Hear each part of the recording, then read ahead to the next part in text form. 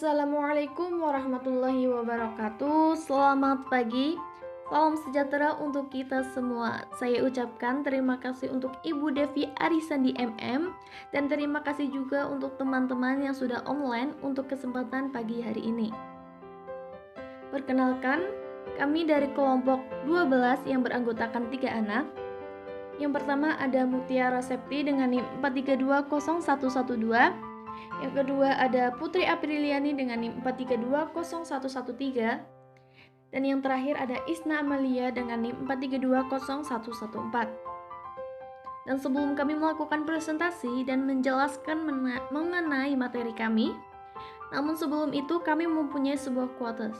Orang bijak mengatakan bahwa ilmu itu bukan apa yang dihafal, tapi apa yang bermanfaat untuk orang lain.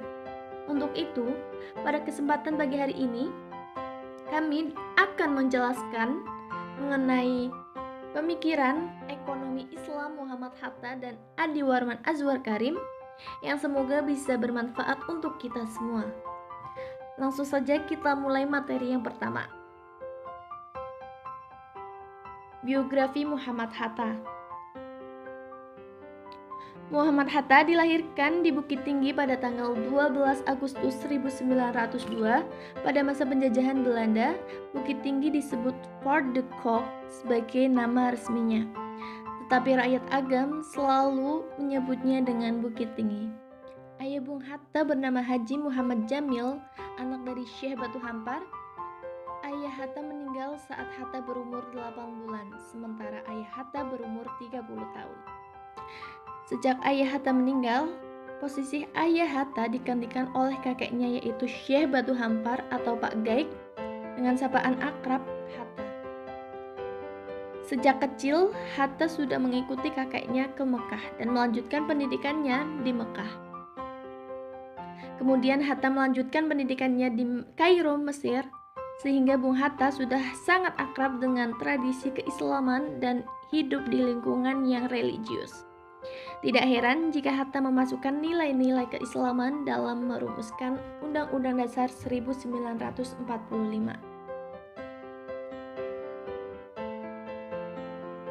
Kemudian ada pandangan Muhammad Hatta. Adapun pandangan Muhammad Hatta tentang ekonomi Islam ialah menurut Muhammad Hatta sebagai inti dari ekonomi Islam yang dijadikan peletak dasar pemikirannya ialah keadilan. Keadilan distribusi pendapatan bermakna supaya tiap-tiap orang dalam masyarakat diperlakukan secara sama oleh negara dalam segala rupa dan bebas dari tindakan kezaliman. Jadi, konsep keadilan yang dimaksud Hatta menurut kesamaan di depan hukum, negara tidak boleh membeda-bedakan antara orang seorang dengan lainnya. Negara harus memperlakukan secara sama, termasuk dalam bidang ekonomi, baik produksi, distribusi, maupun konsumsi. Muhammad Hatta, Bapak Ekonomi Kerakyatan. Muhammad Hatta yang merupakan tokoh pendiri negara, membentuk konsep koperasi yang begitu mengangkat unsur kemanusiaan dan hasrat hidup orang banyak. Pengetahuan Hatta tentang ekonomi syariah tidak dapat diragukan lagi. Selain Hatta taat dalam mempelajari ilmu agama, bahkan Hatta juga sempat menulis buku yang berjudul Nuzul Quran yang diterbitkan oleh penerbit Angkasa pada tahun 1966. Pandangan Hatta tentang masalah-masalah kebangsaan seperti loyalitasnya terhadap prinsip-prinsip demokrasi dan keberpihakannya terhadap nasib rakyat kemudian diejawantahkan dalam bentuk pemikiran tentang ekonomi kerakyatan. Ia dikenal sebagai Bapak Koperasi Indonesia karena pemikiran-pemikirannya ekonominya yang pro kerakyatan. Barak Kasih 2019. Kemudian pemikiran Muhammad Hatta. Bagaimana konsep keadilan yang hendak diperjuangkan Hatta tersebut? Keadilan yang harus ditegakkan itu, kata Hatta, bukanlah sembarang keadilan, tetapi adalah keadilan ilahi. Keadilan ilahi ini menurut Hatta baru dapat dilaksanakan apabila tercapai perdamaian dalam masyarakat. Damai dalam perasaan manusia antara dia dengan sekitarnya, damai antara manusia dan manusia, damai antara bangsa dan bangsa. Inilah gambaran masyarakat Islam yang harus dilaksanakan dan inilah tugas kita. Dari pernyataan ini, tampak bahwa untuk tegaknya keadilan diberlakukan syarat berupa kedamaian. Ini artinya keadilan tidak akan bisa tegak kalau di dalamnya masih ada praktik-praktik penjajahan dan atau eksploitatif serta hal-hal yang membawa kepada pelanggaran hak-hak orang lain. Hatta 1985. Pemikiran Muhammad Hatta. Pemikiran Muhammad Hatta tentang ekonomi syariah di Indonesia sangat berkolerasi dengan implementasi Undang-Undang Dasar 1945, yaitu pada pasal 33 dan 43. Hasil dari implementasi Undang-Undang pasal 33 dan 43 tersebut melahirkan sistem ekonomi kerakyatan dan juga koperasi. Adanya asas kekeluargaan atau semangat ukhuwah di mana kemajuan, kepentingan, dan kemakmuran adalah menjadi tanggung jawab bersama. Hal ini sejalan dengan amanah Undang-Undang Dasar 1945 Pasal 33 ayat 1 yang menegaskan bahwa perekonomian disusun sebagai usaha bersama berdasarkan atas asas kekeluargaan. Artinya, bahwa perekonomian harus disusun dan tidak boleh dibiarkan tersusun dengan sendirinya seperti pada konsep ekonomi kapitalis. Pandangan Mahathir dalam konsep ekonomi Islam adalah jalan lain dan bukan menjadi jalan tengah bagi ekonomi kapitalis dan komunis yang sudah mulai ditinggalkan dan diasingkan, bahkan pernah digugat oleh para ekonom dunia di mana konsep tersebut pada akhirnya hanya merugikan rakyat karena dampak negatifnya. Sejak awal, Hatta secara tegas menolak konsep ekonomi kapitalis dan komunis. Dan Hatta berharap pemikiran ekonominya kelak menjadi jalan tengah untuk pembaruan ekonomi di Indonesia agar lebih maju dan berkembang. Kemudian, pemikiran ekonomi Islam Andi Warman Azwar Karim. Biografi Andi Warman Azwar Karim. Beliau lahir pada 29 Juni 1963 di Jakarta. Orang tuanya merupakan perantau Minangkabau yang berasal dari Padang, Sumatera Barat. Ia lahir dan dibesarkan dalam 4 bersaudara. Semuanya laki-laki dan mendapat gelar sarjana hukum, kecuali beliau yang memilih dijadikan sarjana ekonomi. Meskipun dididik dalam anggota yang terkait keluarga yang taat dan hadap agamanya, ketika remaja Andi Warman sempat terseret pergaulan bebas.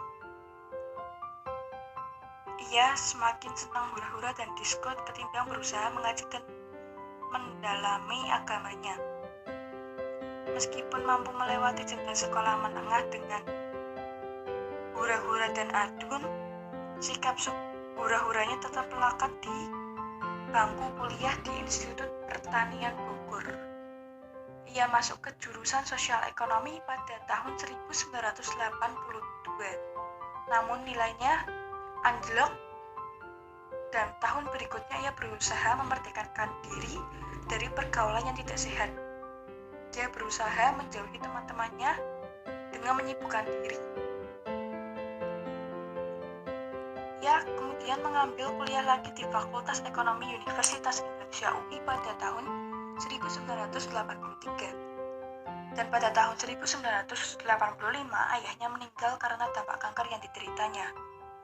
Lulus dari IPB tahun 1986, Andi Warman menerima tawaran beasiswa untuk melanjutkan pendidikan master anggota keuangan di Universitas Boston, Amerika Serikat. Setelah menyelesaikan tesisnya dengan ekonomi syariah Iran, ia melanjutkan kuliahnya ke Universitas Europan, Belgia dan meraih gelar MBA pada tahun 1988. Karya-karya Adi Warman Azwar Karim. Beberapa tulisan Adi Warman yang telah diterbitkan antara lain yang pertama, Ekonomi Islam, yang kedua, Suatu Kajian Kontemporer yang merupakan pengelompokan artikelnya di majalah Panji Masyarakat, yang ketiga, Sejarah Konsep Ekonomi Islam, yang keempat, kelompokan tulisan pakar ekonomi yang ia terjemahkan ke dalam bahasa Indonesia, dan yang terakhir, Ekonomi Mikro Islami dan Ekonomi Islam. Kemudian gelar yang didapat Adi Warman Azwar Karim. Karena beliau merupakan salah satu tokoh ekonomi Islam di Indonesia dan bahkan beliau mendapat gelar atau julukan pengawan ekonomi Islam. Kontribusi Adi Warman dalam pengembangan perbankan dan ekonomi syariah di Indonesia bukan saja sebagai praktisi, tetapi juga sebagai intelektual dan akademisi. Pemikiran Adi Warman Azwar Karim. Pendekatan yang digunakan Adi Warman dalam membangun ekonomi Islam menggunakan dua pendekatan, yaitu historis dan fikih. Pendekatan sejarah digunakan untuk menjelaskan sistem ekonomi kontemporer dengan merujuk kepada ekonomi Islam klasik, terutama pada masa Rasulullah sebagai seorang pemikir ekonomi Islam. Kontribusi pemikiran Adi Warman sangat besar terhadap perkembangan dan kemajuan ekonomi Islam di Indonesia.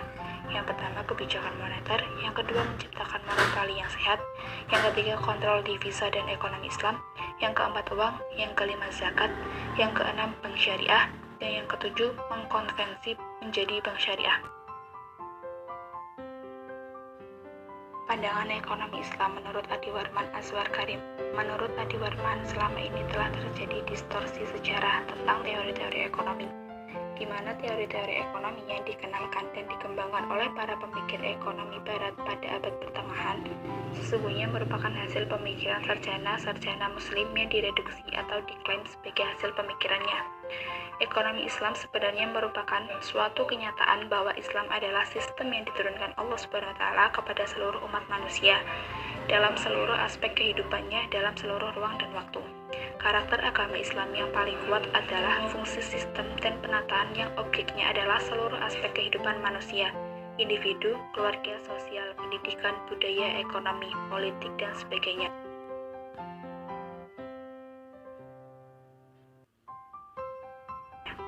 Pemikiran Adi Warman Azwar Karim. Adi Warman Azwar Karim menawarkan konsep bahwa perekonomian Islam merupakan sistem perekonomian yang dibangun di atas nilai-nilai universal Islam. Nilai-nilai yang ia maksud adalah yang pertama tauhid atau keesaan, yang kedua adil atau keadilan, yang ketiga khilafah atau pemerintahan, yang keempat nubuwah atau kenabian, yang kelima ma'had atau retrun. Kesimpulan, sistem ekonomi Islam merupakan sistem yang lebih mengedepankan kesejahteraan umat manusia jika dibandingkan dengan sistem ekonomi lainnya. Di Indonesia, meski dibilang masih muda atau jauh ketinggalan dari negara-negara Islam yang menerapkan sistem ini, namun prospek ke depan sangat bagus. Tentunya ini tidak lepas dari kontribusi yang besar dari tokoh-tokoh ekonomi Islam Indonesia dalam memberikan sumbangan pemikirannya untuk kemajuan ekonomi Indonesia, yang diantaranya adalah Adi Warman Karim yang telah memberi kontribusi pemikiran ekonomi Islam di Indonesia baik secara makro maupun mikro. Dan ia juga merupakan salah satu perintis bank syariah di Indonesia sekaligus sebagai praktisi yang berusaha untuk mengimplementasikan dan sekaligus membumikan ekonomi Islam di Indonesia. Untuk itu, ia mendirikan perusahaan konsultan yang diberi nama Karim Business Consulting. Sekian presentasi dari kelompok kami. Kurang lebihnya mohon maaf yang sebesar-besarnya. Terima kasih. Wabillahi taufik wal hidayah. Wassalamualaikum warahmatullahi wabarakatuh.